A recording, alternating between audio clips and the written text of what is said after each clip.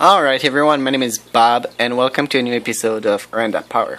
So we just introduced Choji to the 44 and now we have introduced the three platies in here. So Danny, Mr. Blue right here, and Sasuke. And Sasuke is not looking good. That fish is really slim, like really starving.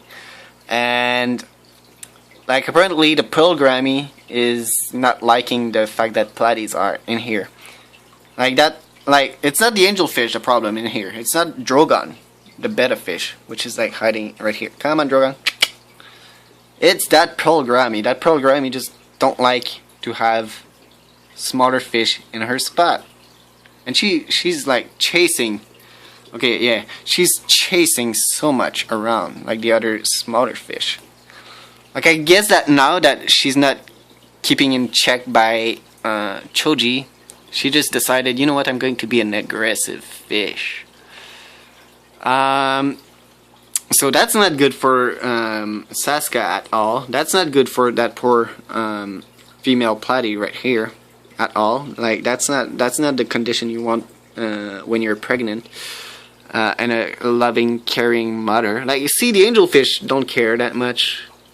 He's going to prove me wrong in 2 seconds, isn't he? You're going to like make a fool out of me by just being like, I'm going to chase the fish when in the exact moment you said not to chase them. I definitely think one of my main problem was to introduce all the bigger fish in the aquarium at first and then the small fish, like now yeah.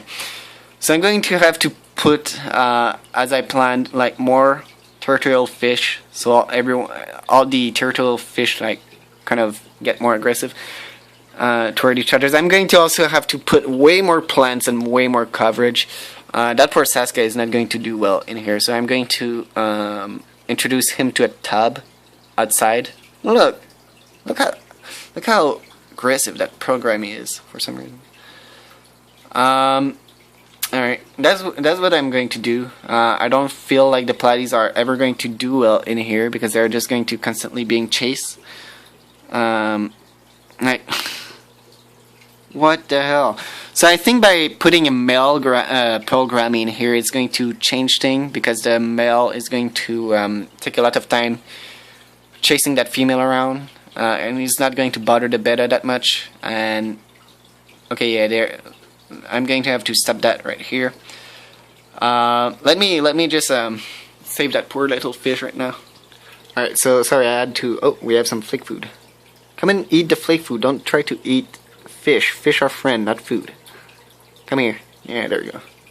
You're chill now. Poor little friend. The big guys didn't wanted you. I'm sorry. But don't worry, you're going to do fine outside. Alright, let me put him in the plastic bag again. Now that's going to be very good for him. All that change and stuff. That's definitely, well, you know, I tried. Because he's not doing well in the 44. Oh my god, he's I thought the net was just going to drop or something. I freaked out for 2 seconds. Alright, so let me just interrupt the video for 2 seconds. Alright, so sorry for interrupting the video. I hate to see like videos where two fish are just fighting and the owner don't do anything. So instead of risk the fish to get like stressed just for the sake of views, I decided to save the fish. I'm going to introduce them to one of the minnow tub. Whoops. The tub with the younger minnows. And that means that I'm not going to be able to release those minnows back. So in a few days or a few weeks or something, I'm going to have to put the minnows in here. It was something I was planning to do. Now I'm just forced to do because well, I don't really have any more cycle aquarium, and I really don't want Mr. Blue and Sasuke to die of starvation / die of aggressivity. So I want them to put up some weight. I want them to like, you know, fill more confident. And then reintroduce them with all the minnows and stickleback in here, so they will do fine. So let's cut the video right here and let's move to the tub with the minnows. Alright, so this is their new home for a few days, sorry. They're going to be placed with the minnows, which are already in here, so very small minnows that are not going to be able to aggressively attack them. They will have plenty of plants to munch on, and I'm going to also start introducing flake food for the minnows, because those minnows are going to actually live in the 44 gallon with the rest of the fish. I have to do that and never really. Well, what the hell is going on? Okay, going to put the bag right there. I'm going to have to never release those minnows again because they are going to be exposed to the sickness of the sickness, like potential pathogen of my aquarium, and vice versa. So that kind of sucks for those minnows, but in the meantime, like all fish in the fish hobby come from wild source, so we have only a few minnows in here, so it's not that bad. They are going to live a happy and nice life in my aquarium, I do believe.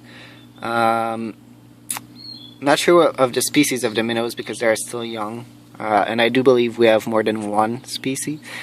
And they're going to do fine, perfectly fine in the aquarium, I do think.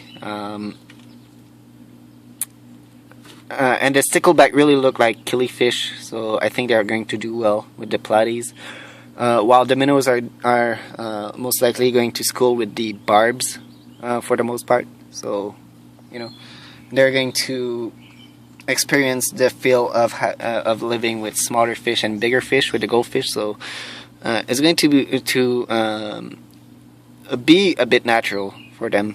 But I do know it's not the best case scenario, I guess.